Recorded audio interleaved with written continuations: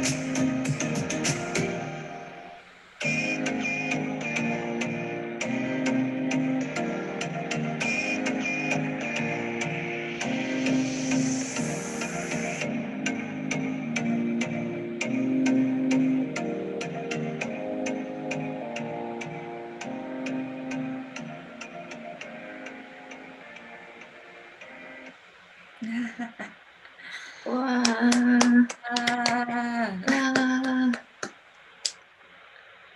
네, 잘 보셨나요? 네. 네, 저희가 이렇게 지금 보신 영상에 나오는 공공미술 작품들이 저희가 저희 작업실 주변, 을지로 입구에서부터 을지로 2가, 3가 이 길들을 돌아다니면서 발견한 작업들이에요. 네. 혹시 이런 작업들 보신 적 있으세요? 이쪽 근처에 오셨다가? 막 예술 작품이라는 뭔가 이렇게 인식 없이 뭔가 공원 같은 게 있고 뭐가 있었던 거는 기억나는데 제대로 뭔지는 좀 잘 훑어보진 않았던 것 같아요. 저도 몇 번 그쪽 을지로 이쪽 가봤는데 이게 예술 작품이라고 인식한 게 아니고 제가 인식했던 건 그거 같아요. 꼭 그런 작품들 밑에 앉을 공간이 있더라고요. 그래가지고 을지로에 네. 내리자마자도 이렇게 사람들이 앉아서 쉬고 있고 그러면은 여기는 뭐야 하고 이렇게 봤던 기억이 있어요, 사실은. 근데 그거를 이게 예술 작품이구나라고 인식은 이제 이 영상을 보니까 이제 아 이게 예술 작품이었구나 하는 게 지금 생각이 들어요. 네. 그러면 혹시 이 좀 전에 봤던 영상에서 보셨던 작품들의 느낌은 어떠세요? 일단 좀 큰 회사들 앞에 좀 위치해 있는 것 같은데 일단 좀 어쨌든 부지가 많은 회사들이 이런 또 예술 작품을 가질 수 있는 또 그런 게 있으니까 약간 뭐라 그럴까 회사의 역동적인 그런 모습이나 역사 뭐 이런 걸 표현하려고 좀 되게 그냥 아름다운 것보다는 좀 튼튼하다, 뭐 견고하다, 뭐 아무튼 그런 느낌의 작업상들인 것 같아요. 저는 좀 혹시 다른 네. 네. 먼저 말하세요. 아니요, 말씀해 주세요. 저는 좀 다른 생각을 했는데 무슨 생각을 했냐면 너무 약간 뜬금없다라는 느낌도 저는 솔직히 받거든요. 왜냐하면 을지로나 이쪽은 되게 회사들이 많고 되게 빼곡하잖아요. 거기에 저렇게 꾸역꾸역 넣었어야 되나라는 생각도 솔직히 좀 들기도 하고 너무 뭐지 너무 뜬금없다. 아까 그 봤던 이런 거 언급해도 되는지 모르겠지만 예, 조금 너무 뜬금없다라고 느껴진 조각도 있었어요. 아까 그 어떤 조각이 그렇게 느껴졌어요? 뜬금없다고 느껴졌던 게? 동물 이런 조각이었던 말을 것 같은데 어? 동물 조각이요. 이렇게 큰 아, 빨간 너무 뜬금없는데 약간 네, 그것도 조금 그렇죠. 그래서 저 약간 동물원 앞에 있어야 될 것 같은. 혹시 아까 그 말씀해 주신 내용 중에 이제 그 기업들이 을지로에 큰 기업들이 많고 어쨌든 공공기관들도 많고 하다 보니까 그 부지에 뭐 그런 기업들이 미술품을 가질 수 있고 그렇기 때문에 저런 미술품들이 되게 큰 범위를 차지하면서 있는 것 같다라고 말씀을 해주셨는데 그거는 이제 막 기업들이 어떤 미술에 대단한 관심이 있어서 그것을 이제 설치하고 뭐 유지하고 보수하고 있는 게 아니고 우리나라 건축법상 정해져 있는 법이 있어요. 그래서 연간 연 건축법에 연 건축비의 0.7%에서 1% 정도를 꼭 그 건물 근처에 공공미술 혹은 공공적으로 제공할 수 있는 어떤 공개 공지를 만든다거나 아니면 그거에 상응하는 0.7%에 상응하는 비용을 뭐 문화재단에 기부를 한다거나 하는 식으로 꼭 이렇게 쓰게 만들어진 법이 있어요. 그렇기 때문에 기업들이 아니면 모든 이렇게 큰 건물들이 거기에 이제 뭔가 건물을 지을 때 그런 것들을 꼭 포함시켜야 되는 거고 그게 사실 20년 넘은 법이에요. 문화예술진흥법이라고. 네, 2000년도에 시작된 법인데 지금 2006년까지만 해도 서울에만 4,000개가 넘는 그런 공공미술 작업이 막 무한정 생겼고 지금 2020년이니까 거의 제 생각에 한 2만 개가 넘어갈 것 같은데 네, 그래서 아까 이렇게 기업들이 꼭 그거를 원해서 혹은 내 어떤 건물 근처에 나는 예술 작품을 하나 소장하고 싶고 그거를 위해서 공간을 내어야겠어라는 식으로 만들어진 건 아니에요. 그래서 아까 이제 얘기하셨다시피 뭐 어떤 부분이 약간 좀 굳이 저기 있어야 되나 아니면 뭐 그 회사의 정체성을 저 미술 작품이 표현하고 있나 하는 약간 의문이 드는 작업들이 있는 것 같습니다. 네. 이제 좀 뭔가 이해가 될 것 같아요. 이제 왜냐면 저도 제가 고향이 대전인데 대전에 대전에 큰 터미널이 하나 있거든요. 네. 근데 그 앞에 이렇게 무슨 설치물 같은 게 있었어요. 그러면서 이게 왜 여기 있을까라는 생각을 하기는 했었는데 이 설명을 듣고 나니까 보면은 그것도 그 설치법에 의해서 만들어지지 않았을까라는 생각이 드는데 제가 이거 한번 사진 보내드려도 될까요? 공유해 주세요. 한번 잠깐.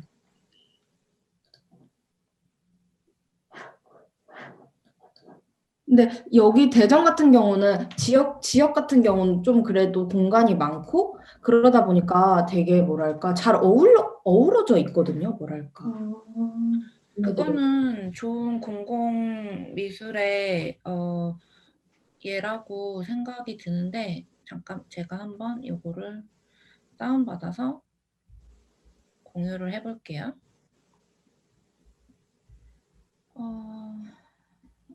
자, 그러면 이 법이 적용되는 게 예를 들면 아파트를 짓는 거나 이런 건 해당이 안 되고 기업이나 뭐 그런 거에만 이 법이 적용이 되는 건가요? 아파트도 해당이 돼요. 그러니까 네. 정확하게 말하자면은 연 면적 10,000제곱미터 이상 건축물을 지을 경우에는 건축 비용의 일정 비율을 미술작품 설치에 사용해야 한다라고 문화예술진흥법의 건축법 건축시 예술 장식품 뭐 아니면 문화시설 설치라고 항목이 아예 따로 있어요. 그러니까 문화예술진흥법 제9조에 해당합니다. 제가 이제 공유를 해드릴게요. 이거 되게 유명한 작가님 작품이에요. 이게 대전 터미널 앞에 있나요? 네, 맞아요. 근데 여기가 되게 잘 어우러져 있어요. 제가 본 미술 작품 중에 되게 네, 잘 어우러져 있는 기분이 되게 들어요. 사실 여기는. 민정 씨 이거 을지로에도 하나 있죠. 네. 이게 그 기울어 호 작품 맞나요? 네, 맞아요. 호작품인데 작가님이 불이었나?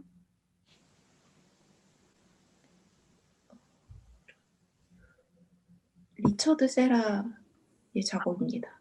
아, 그래요? 네.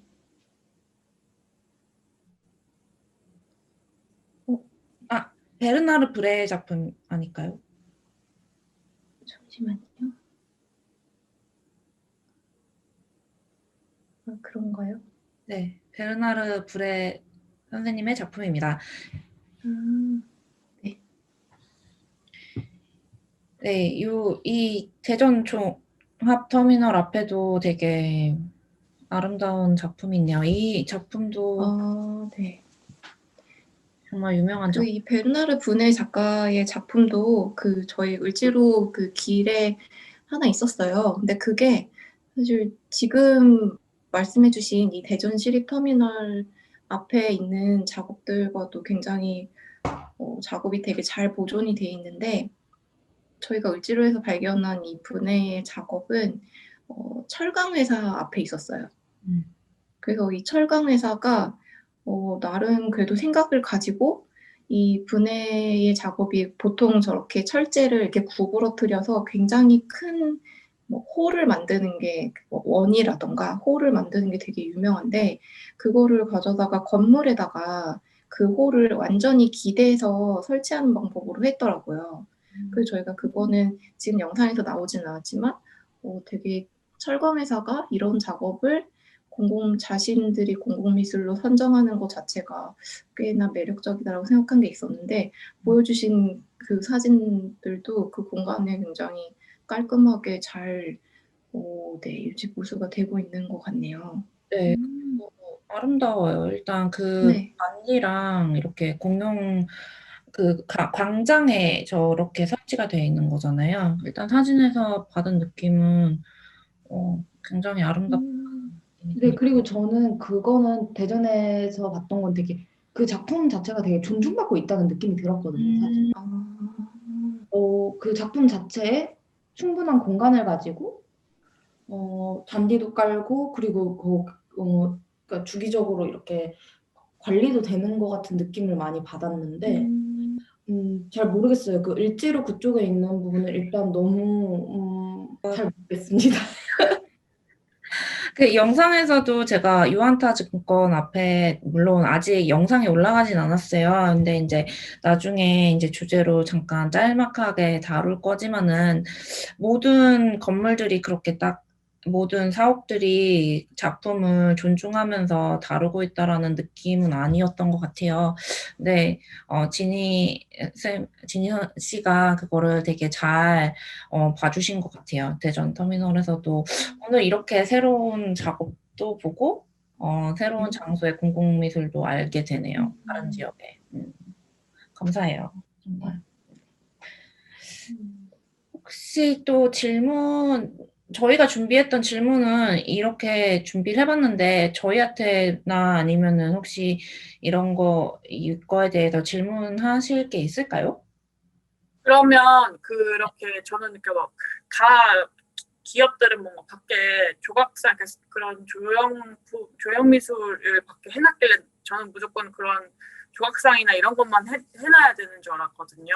아니에요. 그런데 들어보면 이렇게 비용만 이렇게 투자하면 되는 거니까 꼭 그게 이렇게 밖에 있는 조각상이거나 그럴 필요는 없고, 예를 들면 왜 서울 스퀘어 아시죠? 네. 서울 스퀘어 그 밤에 보면은 막 거기 그 건물 전체가 그 스크린처럼 변해가지고 막 예쁜 그런 그 스크린들이 나오잖아요. 그런 네. 것도 그러면 공공미술이라고 인정을 받을 수 있는 건가요? 그거는 약간 저도 정확하게 알지는 못하는데 그 서울 스퀘어 내에서 진행하는 작업은 아닌 걸로 알고 있어요. 네, 서울시 자체에서 혹은 어떤 아트센터와 이렇게 어떤 작가와의 그 콜라보, 그 영상 작업 같은 게 서울 스퀘어가 굉장히 콜라보하고 그 어떤 포맷 자체가 굉장히 잘 정해져 있어서 거기서 많은 영상 작업을 상영을 하거든요. 근데 그게 어떤 그 서울 스퀘어 내에 공공미술 비용에 들어가 있는 거는 아니라고 알고 있어요. 예를 들어서 저희가 보여드렸던 영상에서 로버트 인디애나의 작품도 이 건축법과는 별개로 진행돼서 설치가 됐던 프로젝트로 알고 있어요. 네, 항상 그래서 그런 건 아닌 거죠. 그럼 건물 내부에 설치해도 되나요?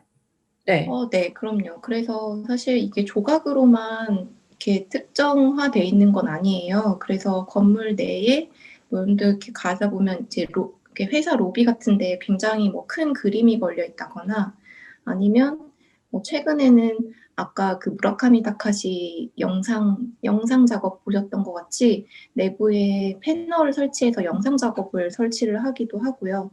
또 그게 아니라면 아예 시민들이 사용할 수 있는 공간에 적당한 조경을 하고 이렇게 어떤 그 기업 내의 공간이라고 해서 뭐 들어오지 못하게 하고 이런 게 아니고 뭐 쉴 수 있는 쉼터로 만든다거나 하는 식의 굉장히 다양한 방식의 방법들이 있어요.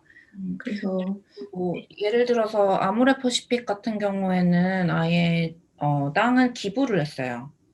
그 미술품을 설치하거나 그런 거가 아니라 아예 용산구에 그 사옥이 있는데 그 부지를 기부를 했던 걸로 알고 있습니다. 네. 사실 그래서 그 기업의 마케팅 팀이 어느 정도 그 미술에 대한 지식이 있고 어느 정도 수준이 있느냐에 따라서 사실 방식이 굉장히 많이 달라진다고 생각을 하거든요. 그래서 아까 말씀드린 그 대신증권 앞에 있는 그 러브라는 사실 그게 되게 뉴욕에서 굉장히 유명한 조각품이잖아요.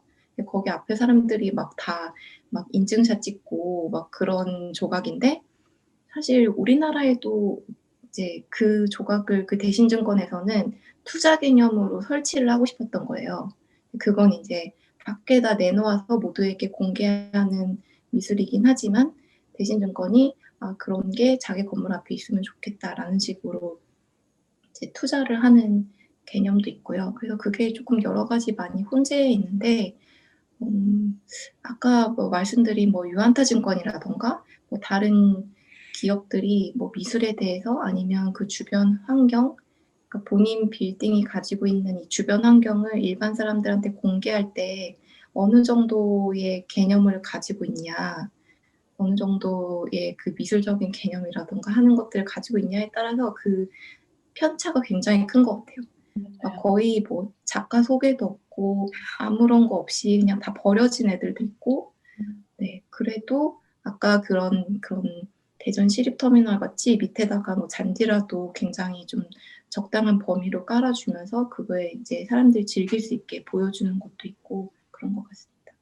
네. 저도 그래서 여쭤보고 싶었는데 아까 설명해 주셨던 것 중에 그러니까 그 건축 비용에 대해서 0.7, 0.1% 정도를 투자를 하거나 그러니까 투자를 하거나 아니면은 기부를 해야 되는 거잖아요. 기부를 하거나 네.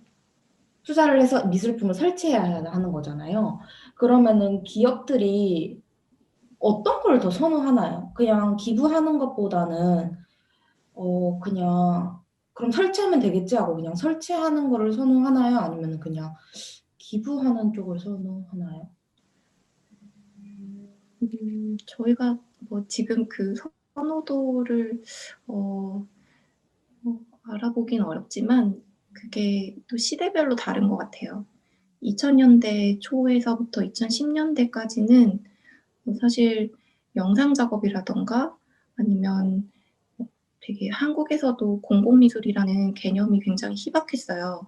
그래서 뭐 벽화 그리고 뭐 어디 가서 뭐 그런 되게 커뮤니티에 속해 있는 어떤 지역성을 드러내는 뭐 이런 것들이 공공미술이라고 생각했던 것들이 있었고, 또 이 법이 정해지면서 사실 제일 많은 혜택을 받은 사람들이 이제 조각이나 조소 전공한 사람들인데 그게 제일 쉬웠던 거예요. 그냥 물건을 하나 갖다 놓으면 되니까. 그리고 그 물건이 뭐 그냥 공장에서 디자인을 해서 제작이 돼서 그냥 배달이 오면 어느 자리에 놓고 하는 게 이제 너무나 쉬웠기 때문에 2000년대에서 2010년대 초반까지는 그런 이제 주변에서 볼 수 있는 조각상들, 되게 거대 뭐 브론즈, 뭐 뭐 이렇게 철로 만들어진 그런 게 많은 것 같고, 최근에는 어쨌든 뭐 브랜드 이미지라는 것 자체가 좀 중요해지다 보니까 기업에서는 어떤 게 이제 뭐 이 건물의 정체성을 다 잘 드러낼 수 있을까, 자신들의 정체성을 잘 드러낼 수 있을까, 이거를 고민을 하는 것 같아요. 그래서 SKT 그룹 같은 경우는 그 영상 작업 있잖아요. 아까 무라카미 다카시가 패널로 그 건물 외부에 나왔던 그런 것들은 그 SKT 자체가 아트센터 나비라는 미디어 플랫폼을 운영을 하고 있어요.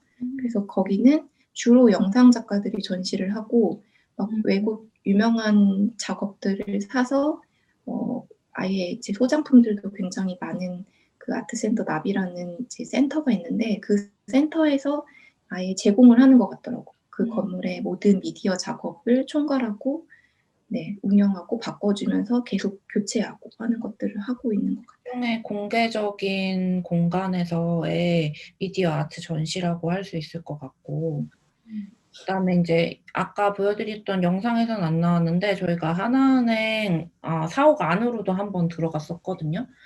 근데 거기에서는 되게 그러니까 하나은행의 모아놨던 컬렉션들도 있었어요. 그래서 뭐 그러니까 정기적으로 만약에 회장님이 그런 미술품에 관심이 있으시다라고 하면은 조금 더 많이 사서 모으시고, 근데 막 예를 들어서 백남준 선생님한테 뭐 아예 하나은행 브랜드 이미지로 작품을 의뢰한 것도 있었고, 그런 부분에서 약간 브랜드 이미지를 많이 생각하는 게 이제 최근 들어서는 트렌드인 것 같다는 생각이 듭니다. 제가 이제 대답을 듣고 드는 생각인데 일반인 입장에서는 그냥 돈을 기부하는 것보다는 결국은 나한테 남는 게 결국은 미술품이잖아요.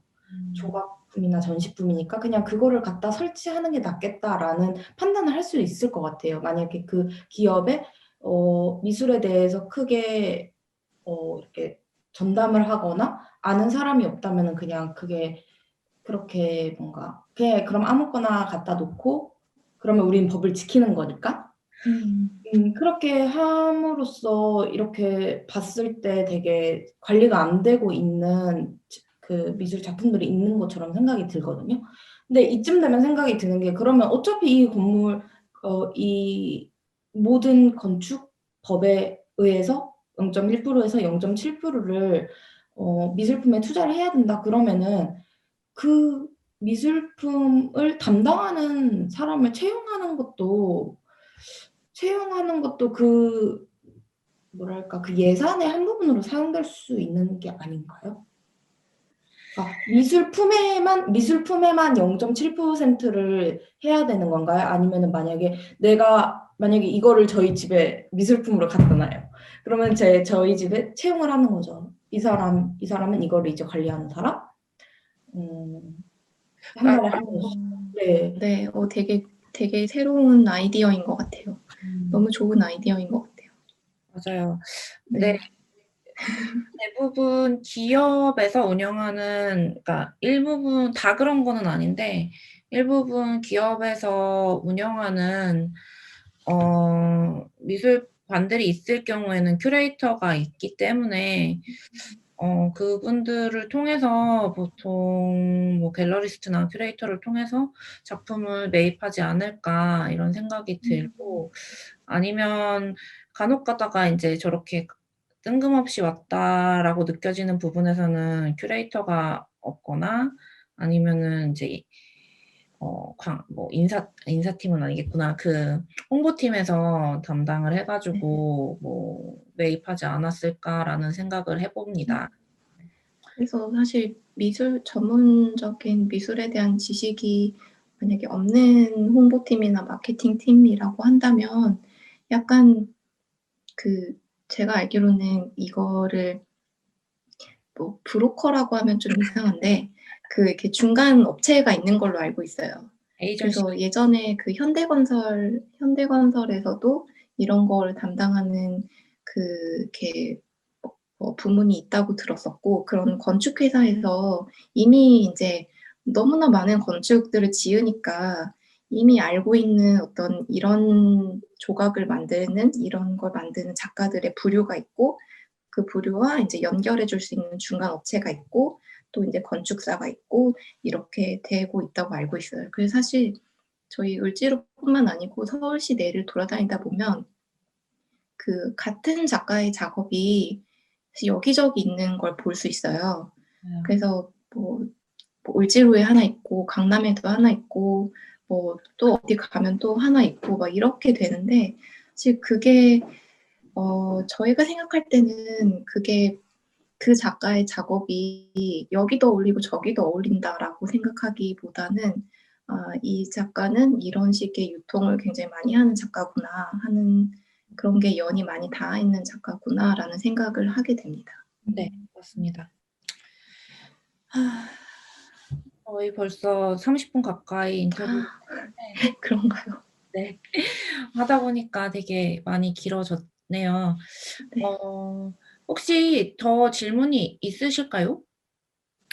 질문이라기보단 저는 사실 을지로는 저한테는 아직 좀 뭐랄까 낯선 공간이거든요. 잘 돌아다니지도 않았고. 근데 저는 되게 길 찾는 감각 이런 게 부족해가지고 때로는 막 그렇게 공공미술처럼 큰 설치물이나 이런 게 뭔가 길을 찾을 수 있는 뭐 비치표가 된다거나 뭔가 그 기업이랑 또 연결되는 어떤 상징이 될 수 있다고. 그러니까 어쨌든 법에 따라서 하는 거지만 잘만 맞으면 홍보 효과가 또 날 수도 있다고 생각을 하거든요. 그 공공미술과 그 기업의 아이덴티티가 이렇게 상응했을 때는 좋은 효과를 낼 수도 있을 것 같은데, 앞으로 그래서 을지로 주변에도 참 유심히 봐야 될 것 같습니다. 저는 막 광화문에 그런 건 좀 많이 봤었거든요. 그래서 이런 거가 어쨌든 정책적으로 의무화가 되어 있고, 또 이게 기업이 어떻게 기획하느냐에 따라서 좋은 혹은 나쁜 효과를 낼 수도 있는 것 같아서 좀 되게 신기한 흥미로운 주제였습니다. 감사드려요. 저희가 되게 뭔가 이 프로젝트를 하면서 소개를 하는 것에도 약간 자부심을 느껴야 할 부분인 것 같다는 생각이 드네요. 그 말을 들으니까. 네. 오늘 저도 질문은 아니지만